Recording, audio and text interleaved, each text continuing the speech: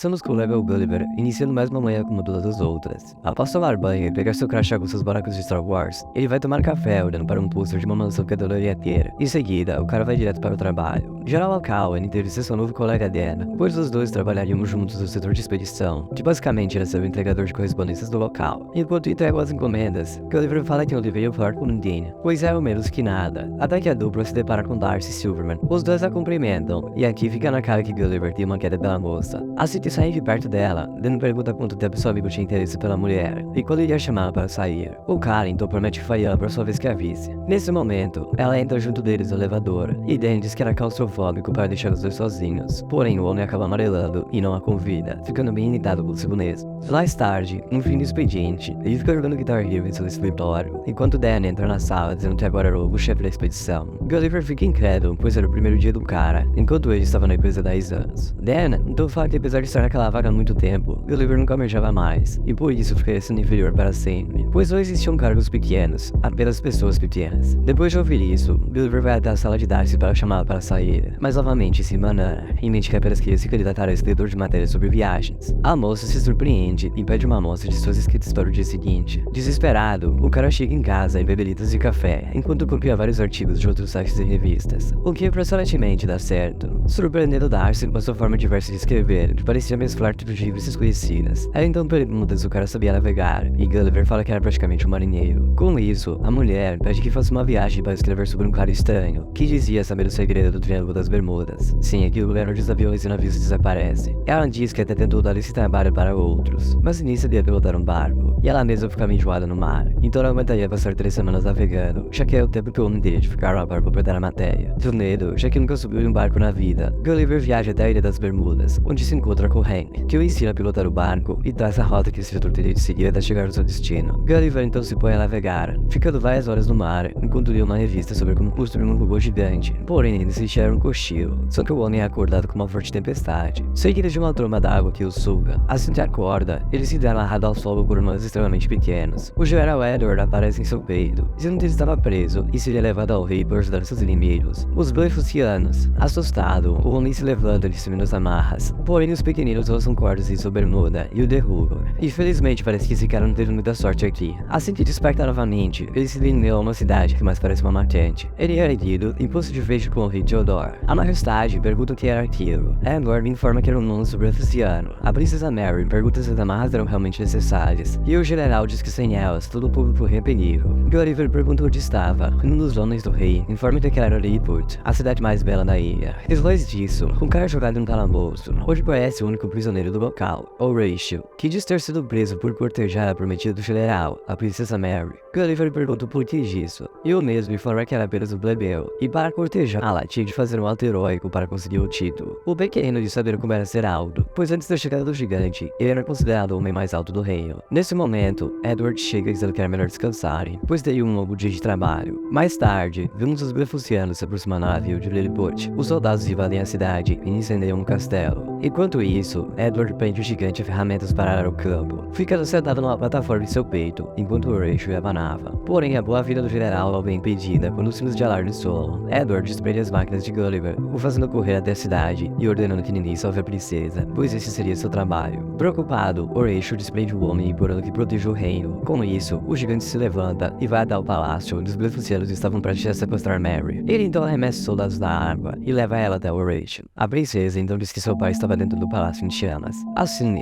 Gulliver tem a brilhante ideia de sacar o instrumento para fora e urinar no local para apagar o fogo. Edward chama sua atenção, recebendo medo de Shada também. Assim que é resgatado, Theodore pede que todos salvem o gigante salvador, o que deixa Edward com inveja. Algum tempo depois, o rei envia o subordinado para convidar Gulliver ao seu banquete. Porém, o mesmo disse que só iria se o Horatio o acompanhasse, e o rei permite por gratidão a seu salvador. O camponês agradece pelo carinho, e os dois dão um toque de mão. No banquete, o rei pergunta de onde o gigante vinha, pois achavam que ele tinha vindo do reino que Ninio usava a ira, que ficava após o expresso nevoeiro. Gulliver conta que vinha de Manhattan. Theodore pergunta como era o local, e o homem informa que era uma democracia, onde elegem seus líderes chamados de presidentes. A rainha Isabela pergunta se o gigante era presidente de sua ilha, e Gulliver informa que sim. Porém, Edward dá risada, falando que o local deveria estar em ruínas, sem seu maior herói, e pergunta quando ele voltaria para sua casa. Gulliver fala que estava preso sem seu barco. O rei então diz que encontraria uma embarcação, porém poderiam construir o que o seu salvador quisesse para que pudesse ficar ali enquanto fosse necessário. O homem, com sua modéstia, pede para construir a mansão de seu pôster. Dias depois, o Rachel o chama dizendo que a sala de entretenimento estava aberta. Lá, toda a cidade se reúne para ver uma peça de Star Wars, que depois vira Titanic. O claramente para todos que aquelas eram uma história de sua própria vida. Edward aparece dizendo que precisava treinar seu exército, e que tudo aquilo era bobagem, que nem fazia sentido. Porém, ele reordena que se cale. Mais tarde, enquanto andam pela cidade, o Rachel faz para pelos prédios, perguntando se após morrer no Titanic e voltar como um avatar, que Gulliver havia conhecido Darcy, seu amor verdadeiro. O pequenino então pede que ele era o coração da princesa. Já que o gigante parecia ser muito bom com mulheres, a dupla vai até o castelo. Gulliver faz o cara ser snob e dançar, que curiosamente dá certo, e a princesa se encanta com um camponês. Porém, ela acaba tendo de entrar no castelo, já que Edward veio visitá-la. O general diz que não confiava no gigante, mas a mulher fala que isso é apenas bobagem. Ao anoitecer, Gulliver é informado que encontraram seu barco destroçado na praia. Com muita alegria, Edward diz que iriam consertá-lo o mais rápido possível, para que o gigante fosse embora. Próximo ao barco, Hooker encontra seu telefone, que apesar de estar sem sinal, possui algumas mensagens de Darcy, que descobriu um dos plágios dele, e ficou extremamente magoada, pois agora ela teria que ir de embarque para o Triângulo das Bermudas e escrever o artigo. Enquanto isso, Edward percebe as folhas meio rasgadas daquela revista que Sandra virou uma boa gigante. Desolado, o gigante se senta próximo ao palácio, onde Mary se aproxima, dizendo que também estava triste, pois tinha se apaixonado por Rachel, mas já tinha sido prometida a Edward. Mas Gulliver diz que ela deveria seguir seu coração, o que já faz ficar pensativa. No dia seguinte, Edward diz ao rei que não acreditava que o gigante fosse quem dizia ser. Porém, durante a discussão, ele grita com Theodore, que então rebaixa a vice-general, nomeando Gulliver como novo general. Revoltado com isso, Edward vai até o controlador das defesas do reino e desativa todos, permitindo uma invasão dos Blefucianos, que atacam toda a cidade com balas de canhão. Assim que é avisado do ataque por Rachel, Gulliver vai até o rei e o pede para liderar o exército. Afinal, ele era o novo general. Gulliver então tira a roupa e entra no mar até os navios Blefucianos. Ele conta que não queria finalizar ninguém, por isso fingiu estar tendo uma batalha. O gigante então começa a bater os braços na água, balançando todos os navios. Os Blefucianos atiram um homem com os canhões, porém graças à sua gordura, as balas batiam em seu corpo e voltavam, destruindo vários navios. Percebendo que era praticamente invencível, Gulliver arrasta os navios para longe de Lilliput. Assim que retorna, é aclamado por todos e começa a ensiná-los como construir uma cidade moderna como Manhattan. O homem então começa a se passar com os pequenos, fazendo com que façam massagens nele e até mesmo cortem seu cabelo. Em seguida, ele consegue um uniforme de general. Um tempo depois, enquanto tocava uma espécie de Guitar Hero com o Rachel, o pequenino diz que como novo general, seu amigo tinha que treinar os exércitos. Porém, convencido de que ninguém atacaria a cidade, por não querer enfrentá-lo, Gulliver pede que eles se acalmem e foque em conquistar Mary, e dando outras várias dicas de paquera. Enquanto isso, Edward vai ver a princesa. A mulher conta que estava confusa com a relação, pois mesmo que estivessem noivos, não sentia amor por ele.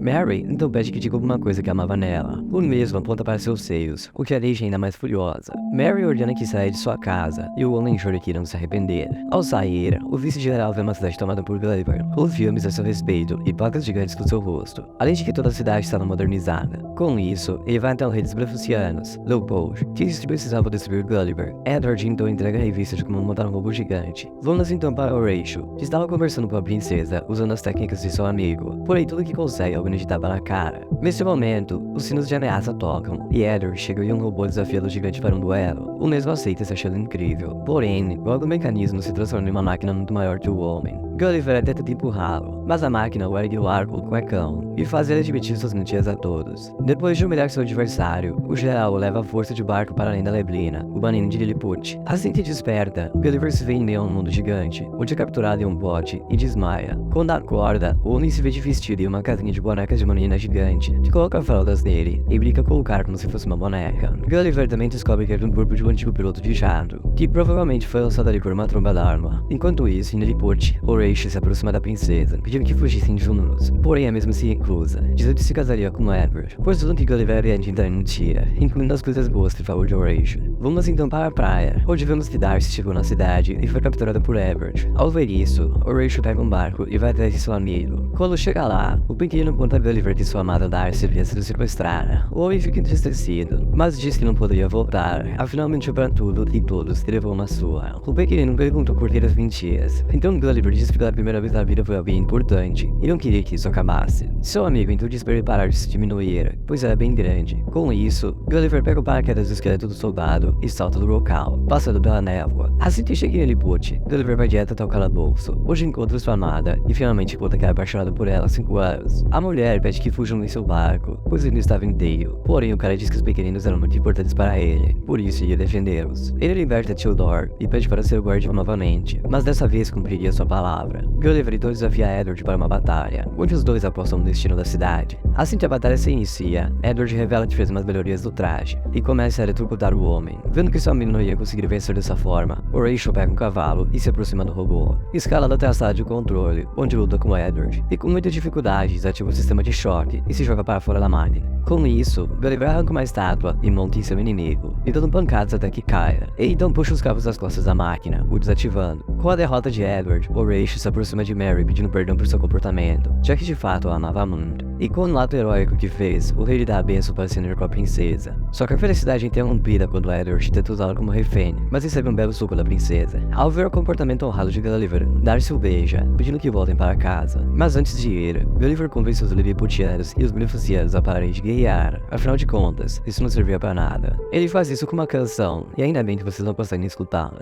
Assim que encerram o ensaio de Glee, os dois gigantes procuram pelo redemoinho de Armor, e finalmente voltam para casa. Muito tempo depois, vemos Gulliver voltando de mais uma viagem que fez para escrever o artigo. Ele cumprimenta sua amada, e nesse momento, Danny chega para entregar mais uma correspondência, e apresentar um novo funcionário da expedição. Gulliver então diz para o novato que trabalhasse bem, pois não existiam grandes ou pequenos carnes, apenas pessoas pequenas. Com isso, o casal vai almoçar, enquanto vemos a matéria que escreveram juntos na parede.